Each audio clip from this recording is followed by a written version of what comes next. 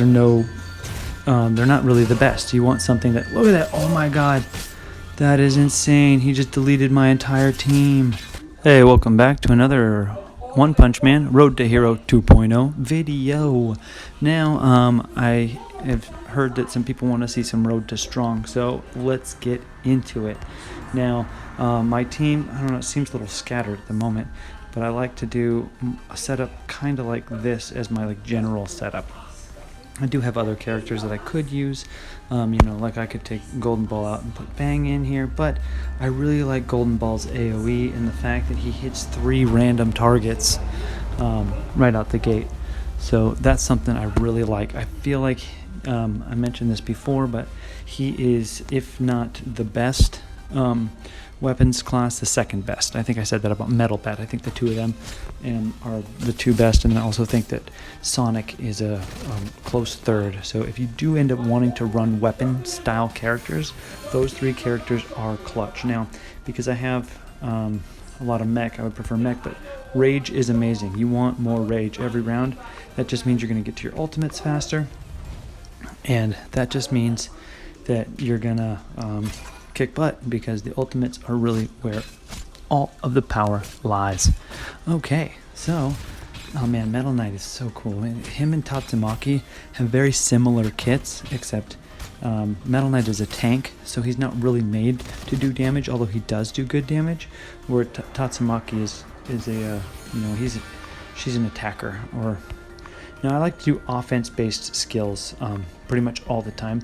Now, if you don't have any healers, then it is a good idea to go ahead and collect 1 or 2 healing supplies as you go through the Road to Strong.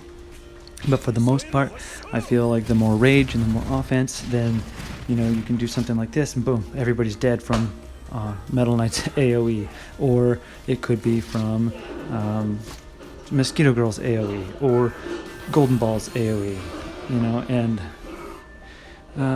defense, hit point, yeah, more rage. Let's do it. And then typically these ones offer a little bit more of the character XP, but early on it doesn't really change.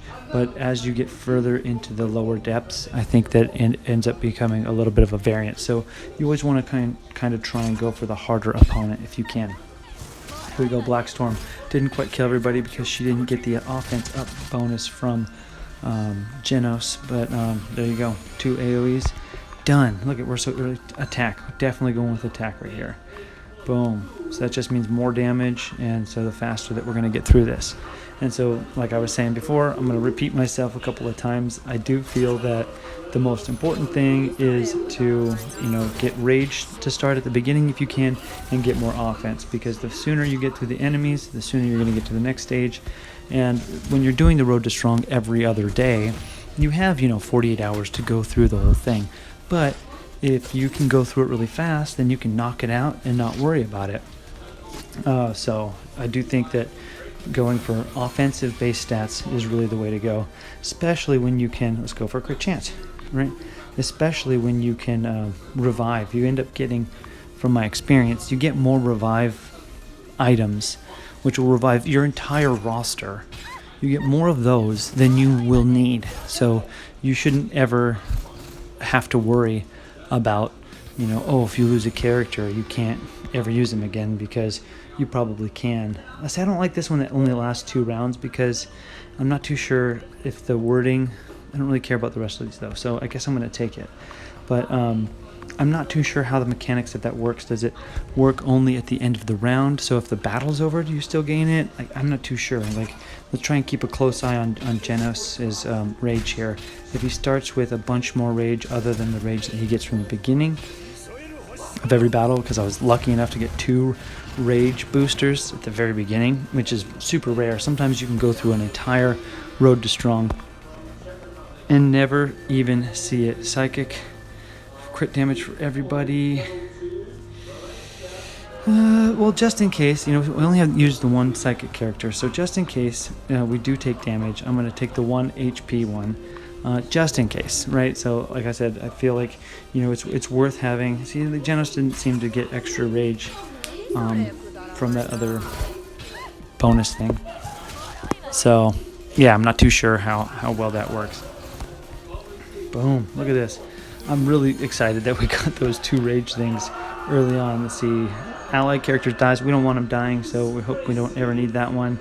Tactical damage every time an enemy is defeated. Yeah, I don't know what the, attribute bonus. I have no idea what that means. Tactical characters. I think I only have the 1 tactical character. I think the treatment room is better than the other one. The other one's good if you did lose somebody, but I think the treatment room is the better of the 2 options 99% of the time. Like I said, unless somebody is dead. So let's see, golden balls, memory shaped golden bullet. Boom. Killed 2 people on that one. He had the offense up there from Genos. That's one good thing about Genos is he randomly applies offense up for the first round to 3 allies. More crit chance. Let's do. Ooh. I'd rather. See, I already picked a crit chance one, and I think that since I'm running 3 high tech, that I want to go ahead and pick that one because that means triple bonus right there. And it looks like we're going to get stuck behind something, so we have to go this way because we want more experience points. Like, basically, since you can't farm in this game, like you can't just go and like, oh, I'm going to spend a bunch of crystals on energy and get extra energy. Like, literally the only way you're going to earn additional points is if you A, spend money, or B, make sure that when you're playing yeah, crit chance allies in the last 2 rows. Okay, so now because I've got now this allies in the last 2 rows thing, I'm gonna end up changing my thing here because I want to make sure that they're in the last 2 rows, and I still want to keep them in the same order: 1, 2, 3, 4, 5, with Mosquito Girl, Metal Knight, Golden Ball, Child Emperor, and then Genos. And the reason I have Genos going last is because I really don't care about what his skills do. I don't really need him to get his ultimate. I want those 3 that have the AoEs to take their turns first so that they get their ultimates first. The only reason I'm using... I gotta start with more rage. The more rage, the better, in my opinion, because if I can get that... look at how many... With these things here, right? I've got the purple ones, 42%. We got rage, a few different times in there. I think it's 3 different times. How much rage do we start at the beginning? Boom, boom, boom, right? Like 50 rage. We're just gonna keep doing ults over and over. I definitely think that, like I said before, offense and rage, those are the 2 best things that you can pick for your team. Rage is probably number 1, and then offense-based stats number 2. Accuracy technically is an offense-based stat, but who cares about applying debuffs, right? HP, defense. Yeah, let's do this one. Why not? There are 2 those. I think that one is the one where if you have above rage, then you get health, and there's also one when you have above health, then you get rage, and it's a 50% marker. So both of those are good. I think that the one that if you have 50% health, then you get rage is better because, as I've been saying over and over now for the past however many minutes, is rage is the best thing that you can have. Yes, for the 3rd floor of hell difficulty. Once you have the hell difficulty open, you always want to take the hell rune if you see it, because the hell difficulty is probably the most challenging, and you will have characters die, even if you've selected the best of the best, and you have top tier characters with great gear and everything. Hell mode is no joke. All right, let's just put that out there right away. Hell mode is no joke. Lots of people have said. So here I'm going to take the damage mitigation because I don't really have many of the other characters classes. Like, I'm not even using a fist strength class character, and there's only the 1 weapon character of Golden Ball. So yeah, I really do like this team. I do think that for like PvP, I would rather use somebody else instead of Child Emperor and Genos, but I don't have Tatsumaki. She would be my... see, this is each high tech increases attack by 5% for units or 8%.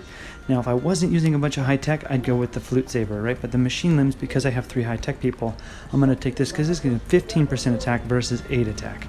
So this is important that you make sure that you know your team and that you know which supplies are going to be the ones to benefit you the most. The good thing about Child Emperor is he can stun. Look, he just stunned 2 people. But for Road to Strong, the stun's really not going to be that important. For campaign and PvP, maybe so. But I think there are 2 characters that have better control skills than a stun. Now, when it comes to controlling the enemy, stun is right up there. Like, Mosquito Girl's awesome with her silence. Silence is right below stun. But what's above stun? Well, I'll tell you what's above stun, and that is... I guess this is the... I don't know. That was a hard one. They were all kind of meh supplies. And that's another thing that can break you. And I'll get back to the what's better than stun in a minute. But what can break you in the Road to Strong is getting bad luck with supplies over and over and over again. But like I said, fear not. You can always revive, and hopefully you'll be able to make it. And if you feel like you're losing characters before you get to tier 3, if you have hell mode open, you can always opt out of playing hell mode, because when you finish chapter 2, hell rune, gotta go with hell rune. I know it's only for the 3rd floor, but attack 35% and defense 35%, huge, friggin' huge. Here we go, hell difficulty, let's do it. We're lucky to have gotten 2 hell runes. Let's go ahead and recharge. I don't know if it really matters, but here we go. See, look at them, 120 all around. I do have them beat because of the 156% bonus here. Plus, I'm going to start with a bunch of rage, which has been really, really beneficial. So here we go, Metal Knight, AoE. But because of the fact that it's hell mode now, I don't think I'm going to wipe their entire team. Oh, came close though. And who cares if Genos wastes his ult, because let's face it, his ult is a column of damage. It's not going to do as much as the other characters. So here is one: when an ally kills an enemy, recover 15% health, or when the battle begins, all characters. So I feel like the recovery cap is actually better, because it's for everybody. Now, the only problem there is the other one could be better if, as you're playing through the match, you recover the health as somebody dies. The one thing is, I'm not too sure, maybe I should have picked it to find out. I'm not too sure if it's 15% for the individual character that gets the kill, or if it's for the whole team. If it's for the whole team, then the other one is better. But who knows? Now this is actually, so attack. Yeah, I always want to go with attack in my opinion. Oh, and look, that one right there is Boros. We're gonna go straight to Boros. And so here's what I'm talking about. 11k versus, why is it the same? Why is it the same? 15k? 16k. Okay, so it's got more cash. I guess it just depends on what it is. Now, technically, I should probably be paying a little more attention and rearranging my characters. But let's face it, with Metal Knight's AoE starting the match off, I don't really worry too much about the whole fact that he has the column damage on his basic, because yeah, that could have damaged 2 of the characters, but the lasting damage from Mosquito Girl took care of it. Now, if I was playing PvP, I would have rearranged my formation so that Metal Knight, with the column of damage on his basic, would have hit the row of 3 people. Or sorry, column. Parry is good, because this means you can mitigate damage. And here we go, boss battle, Boros. Look at it, 133 gold plus, whatever that is. This is nice, but I think I prefer the guild tokens, because right now I'm saving my guild tokens for as you get further in the game, you can buy better gear. And so we'll see what happens. Here we go, Boros, missile launch. And since it's an AoE, it's only going to do, hey, 20k, not bad, right? But let's remember, Boros is a beast. Look at this, I'm doing all my ults. He's got a couple of lasting damage effects on him, but I haven't even done 50% damage, and he's probably going to delete a couple of my characters, especially if he gets his rage all the way up to max. See, because even though these characters are good for the AoE versus the regular things, going against these the single target boss, the AoEs are they're not really the best. You want something that, look at that, oh my god, that is insane. He just deleted my entire team. Come on. Is he immune to stun? I have no idea. They didn't get stunned, but it looks like, come on, Child Emperor, can you do it? This is crazy. Oh, I can get stunned. Quick invention. Attack up. And I'm dead. Oh my god, I failed. I failed. Oh, and you move right through it. You move right through the fail. Eek, you gross. We're going to go this way because we want to, you know, we don't want to bother using the phone. Do I want to revive my team or do I want to use what leftovers I got? I feel like I don't... Look, and there's a Boros here, but he's not the boss Boros, so it's not as hard. Damn, that sucks. I don't like losing. Oh well. Can't win them all. So it looks like because I've got 3 of these characters and I got 2 of these, that'll be a good bonus here for the 15%. I'm not too sure who wants to be where in this team, so we'll do something like this. Even though I have a better character than Shoop, right? What's the 32? Yeah, I guess technically this is a stronger team right here. So let's take Sonic, and since Sonic's got an AoE, let's move him closer up to the front in the turn order. Yeah, I guess let's do that. I don't know. Who knows what's going to happen here, because I was playing like I needed to use my mech characters, and Boros ruined my team, guys. F in the chat. F in the comment section, okay? I'm not crying, I swear. Just playing around, guys. Yeah, I probably should have just used a revive potion, because this squad of characters just is... look at... Yeah, great. An ult that's a single target. That would have been good against Boros, but against a group of players, no good. Oh, stand behind me. Doesn't mean anything when there's only one other person to take the brunt of it. So we're going to go ahead and use a revive potion. It's not the end of the world, so it's fine. And this is going to be the first time I've lost all of my characters on a regular node, so I don't know if it's going to be the same thing where the Boros node is going to advance me. No, I'm literally stuck behind it, which is fine. So we'll go ahead and use the revive, and the good thing about this revive, it's going to revive all characters. All characters. So if we click on this, right, we can go ahead and use our original team here that we like, and we're good to go. So I think when you use the revive, yeah, look at, they all get full rage right out the gate, which is insanity. So lasting damage, missile launch, 2 AoEs, and we shouldn't even need to use should have turned auto off, because it would have been nice to save that and used one of the other ults for the next battle, right? This is going to do more damage. So we're almost to the end here, and it's really sad that I lost to Boros. So we'll go ahead and switch these, because like I said, there's a column there, and so we can go ahead and do a column of damage when Metal Knight gets his first turn. Yeah. So that's that. Anyways, let me know in the comments down below, how are you guys playing the Road to Strong? Are you doing like me, where you take the offensive-based supplies, or are you doing a little bit more of a balanced approach? What characters do you like to use?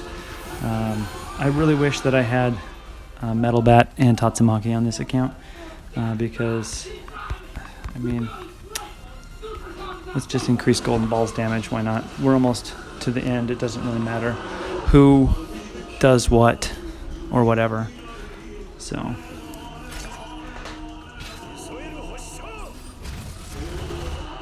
boom. Yeah, see, Helmo, there's no joke, man. They're starting to survive this damage, even though he's got that offense up there, right? See, he's got attack up, and his AoE didn't do enough. And I lost Child Emperor. That's okay. He's not the most important on the team, so it's fine. Oh, silence the enemy. Yeah, let's do that. That's a fun one. We'll go ahead and revive Child Emperor, because I would rather just keep using him for his heal. Because if he doesn't die right away, those 3 little potions that he has are pretty amazing. No doubt.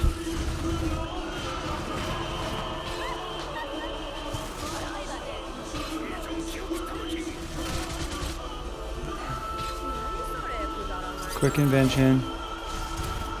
What is that ability that he's got there? Unyielding. Targets with a state will not die. Wow. He still died eventually. And that's that.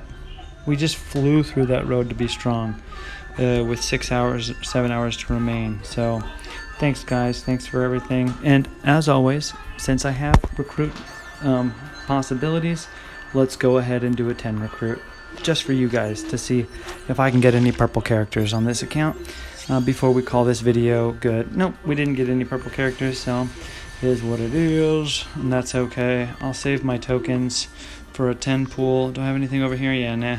I'll just save it for a 10 pool. Alright, guys. Thanks. Take care. And game smarter.